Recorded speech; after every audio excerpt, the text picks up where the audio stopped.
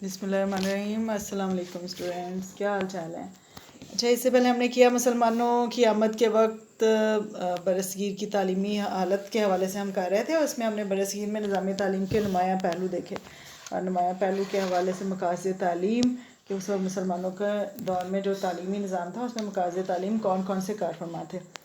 आज हम देखेंगे जनूबी मुस्लिम दौर के निसाब तालीम के हवाले से कि निसाब तालीम उस वक्त कौन कौन सा राइज था। अगर हम उस वक्त डिस्कस करें इस चीज़ को तो उसमें मुसलमानों के दौर में निसाब तालीम में कुरान और हदीस को हमेशा मरकज़ी हैसियत या मरकज़ी मुकाम हासिल रहा है। दीगर अलूम जो अगर राइज थे वो भी इसी की तफहीम और तशरीह के लिए शामिल होते रहे। कुरान हकीम में अल्लाह ताला का फरमान है, सीरो फिल अर्द के कायनात में चल कर इसका मुशाहिदा करें और ये कि ज़मीन और आसमान के दरमियान जो कुछ है वह तुम्हारे लिए मुसख्खर कर दिया गया। इससे साइंसी अलूम की बुनियाद पड़ी। और मार्फत नफ्स के लिए अगर हम देखें तो इसमें इल्म नफ्सियात का मज़मून वो मार्ज़ वजूद में आया। और कुरान पाक के हवाले से देखा जाए तो कुरानी आयात पे एतराज़ात के जवाब में इल्मुल कलाम का मज़मून वो वजूद में आया। कुरान का फ़हम हासिल करने के लिए अरबी ज़बान अदम का इल्म वजूद में आया और वक्त गुज़रने के साथ ये मज़ामीन फिर मुस्तकिल हैसियत इख्तियार करते चले गए। मुस्लिम दौर में इन उलूम व फ़नून को अरूज हासिल हुआ। वक्त गुज़रने के साथ साथ मरवजा निसाब में ज़रूरत के मुताबिक चेंजेस या तब्दीलियाँ भी होती रही हैं। इस्लामी मदारस में निसाब तालीम के सिलसिले में इसाज़ा और तालीमी अदारे आज़ाद थे, यानी ये कि हुक्मरान जो थे वो निसाब साजी में दखल नहीं देते थे। और ताहम हर दौर में हुक्मरानों ने तालीम की सरपरस्ती ज़रूर की है। बरसगीर के निसाब की अगर हम बात करें उसमें वक्त के साथ साथ बहुत चेंजेस आएगी और उनका जायज़ा मुख्तलिफ़ अदवार के हवाले से हम अब लेंगे। उसमें इब्तदाई तालीम का निसाब सर फहरिस्त। इब्तदाई तालीम में बच्चों को नाज़रा कुरान और कुरान पाक के हवाले से बाद मामूली लिखना पढ़ना ये इब्तदाई हिसाब सिखाया जाता था। इबादत के इब्तदाई अमूर मसलन वज़ू का तरीका, नमाज के बारे में बताया जाता था। अवाम की ज़बान आमतौर पर फ़ारसी थी और मकातब में भी ज़रिया तालीम फ़ारसी था। फ़ारसी की मुख्तलिफ़ किताबें मसलन करीमा है, अहमद नामा, गुलिस्तान, बूस्तान वगैरह ये पढ़ाई जाती थी और मुस्लिम गैर मुस्लिम लड़के लड़कियां इकट्ठी तालीम हासिल करते थे। अमूमन मस्जिद का इमाम जो था वही मौलिम होता था और मुसलमान बच्चों के लिए कुरान पाक की तालीम लाजमी थी। इब्तदाई तालीम का अरसा मुकर्रर नहीं था, लेकिन यह कि अगले दर्जे में तरक्की कुरान मजीद ख़त्म किए बगैर मुसलमान बच्चों को नहीं दी जाती थी। दूसरा दौर हमें नज़र आता है सानवी तालीम का। निसाब के हवाले से हम देख लेते हैं। सानवी सतह के निसाब में अगर हम देखें तो उसमें दुनियावी अमूर को निपटाने के लिए निसाब में ज़बान व अदब के साथ साथ दफ्तरी और कानूनी अमूर की तालीम भी दी जाती थी। ज़बान व अदब की तालीम भी तो होती थी उसमें, वो तो ज़रूरी थी, लेकिन इसके साथ साथ दफ्तरी और कानूनी अमूर की तालीम भी दी जाती थी। मसलन हिसाब है, तारीख़, अदब और इंशा, फ़िक़्ह, अखलाकियात और खुशनवीसी वगैरह ये निसाब में शामिल थी। इस दर्जे में भी ज़रिया तालीम फ़ारसी था। तुलबा को अरबी ज़बान व अदब भी पढ़ाया जाता था, यानी इस दर्जे में इब्तदाई तालीम के दर्जे में हमने देखा वहाँ पे फ़ारसी तालीम थी और यहाँ पे सानवी तालीम का जो निसाब है इसमें फ़ारसी ज़बान भी पढ़ाई जाती थी और लेकिन इसमें अरबी ज़बान व अदब भी पढ़ाया जाता था ताकि आला तालीम हासिल करने वालों को दिक्कत ना हो, क्योंकि जब वो आला तालीम हासिल करने लगें तो उस वक्त उनको कोई मुश्किल पेश ना आए। अच्छा, ये दर्जा कंप्लीट करने के मुकम्मल करने के बाद जो तुलबा थे वो सरकारी मुलाजमत के अहल हो जाते थे, यानी सरकारी मुलाजमत हासिल कर सकते थे। आला तालीम का निसाब अगला हम देख लेते हैं। आला तालीम के निसाब के हवाले से हमें नज़र आता है इसमें ज़रिया तालीम अरबी ज़ुबान थी। दोबारा से अगर हम गौर करें, इसको रिपीट करें तो इब्तदाई तालीम का निसाब फ़ारसी ज़बान थी। सानवी तालीम का निसाब के हवाले से हमें अरबी और फ़ारसी दोनों ज़बानें नज़र आती हैं और आला तालीम के निसाब में अरबी ज़बान व अदब, तफसीर, हदीस, फ़िक़्ह, असूल फ़िक़्ह, मंतक, फ़लसफ़ा, इल्मुल कलाम, तसव्वुफ़, इल्म हैत वगैरह की तालीम दी जाती थी।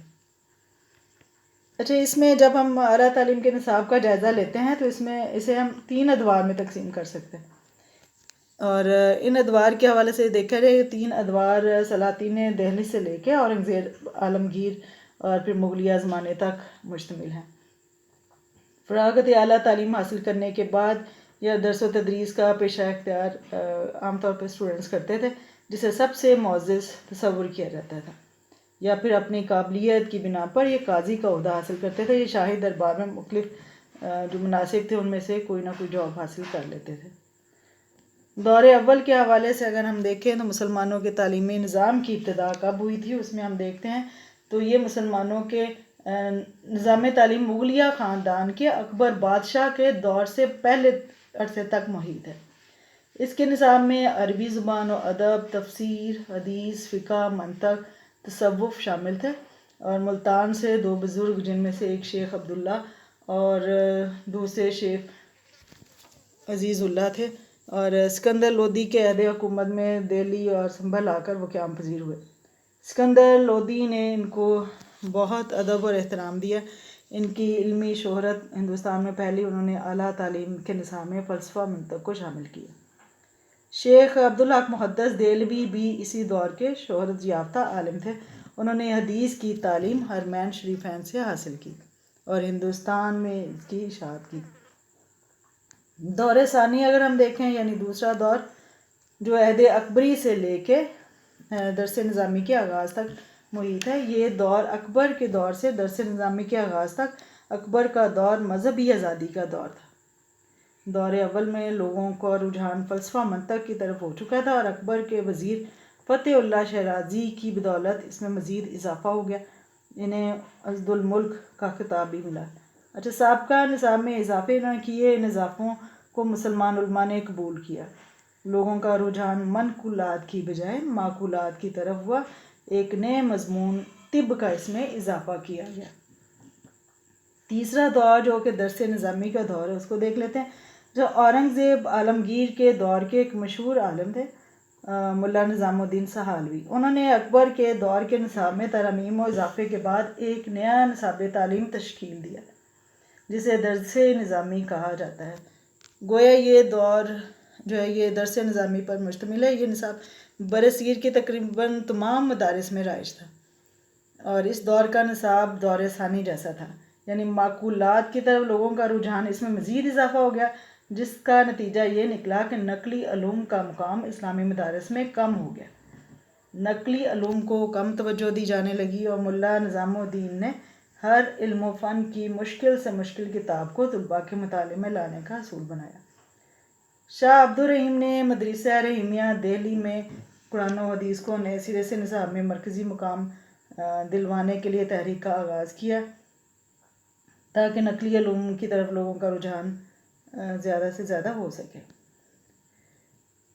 اس کا لیکن آپ کی وفات کے بعد آپ کے فرزند شاہ ولی اللہ نے اس تحریک کو مزید آگے بڑھایا، اور آپ نے درس نظامی کی خامیوں پر تنقید کی، قرآن و حدیث کے علم کو ترقی دی، جس کے مثبت نتائج برآمد ہوئے۔ درس نظامی آج بھی اگر ہم دیکھیں تو برصغیر کے اکثر مدارس میں ترمیم و اضافے کے ساتھ یہ رائج کیا گیا ہے۔ اب درس نظامی کی خصوصیات کے حوالے سے دیکھ لیتے ہیں۔ یہ درس نظامی کی خصوصیات کم و بیش ہر دفعہ پیپرز میں آ جاتا ہے، بہت امپورٹنٹ یہ کویشچن ہے، اس کو آپ اسٹوڈنٹس یاد بھی کیجئے گا۔ یہ آپ کے شارٹ کویشچنز میں بھی آ جاتا ہے، اس میں سے ایم سی کیوز بھی بہت سارے ہوتے ہیں، تو ہم دیکھ لیتے ہیں۔ اورنگزیب عالمگیر کے دور ہے یہ، اس میں مشہور عالم جب ابھی ہم نے ذکر کیا ملا نظام الدین سہالوی صاحب، انہوں نے دور اکبری میں رائج جو نصاب تھا اس میں ترمیم اور اضافہ کر کے ایک نیا نصاب مرتب کیا تھا، اور نصاب اپنے مرتب کرنے والے کے نام کی نسبت سے درس نظامی کے نام سے رائج ہو گیا، اور اس طرح سے برصغیر کے تمام دینی مدارس میں یہ رائج ہوا اور آج تک چلا آ رہا ہے۔ اس نصاب کی جو خصوصیات ہیں وہ درجہ ذیل ہیں، ان میں سے پہلے دیکھ لیتے ہیں۔ اس کے حوالے سے سب سے پہلی جو خصوصیت ہے اس میں نصاب میں فلسفہ منطق کو زیادہ اہمیت دی جاتی تھی، جبکہ قرآن و حدیث پر کم توجہ دی جاتی تھی۔ نمبر 2، نصاب میں تاریخ اور جغرافیہ جیسے جو مضامین ان کو بالکل نظر انداز کر دیا گیا تھا، یعنی ان کو شامل نہیں کیا گیا تھا۔ اور پھر ہے جی صرف و نحو پر بے شمار کتب شامل کی گئیں، جبکہ ادب میں صرف 3 یا 4 کتب تھیں۔ اس میں معلومات کی بجائے فہم و تدبر اور غور و فکر پر زیادہ زور دیا جاتا تھا۔ نصاب میں مشکل عبارت والی بکس شامل تھیں تاکہ طلباء میں خود فکری فائدہ ہو۔ अच्छा, लेकिन ये था दरस निज़ामी से क़ुव्वत मुतालिया कवी हो जाता था, तालिब इल्म में हर फ़न की किताब समझने की सलाहियत पैदा हो जाती थी।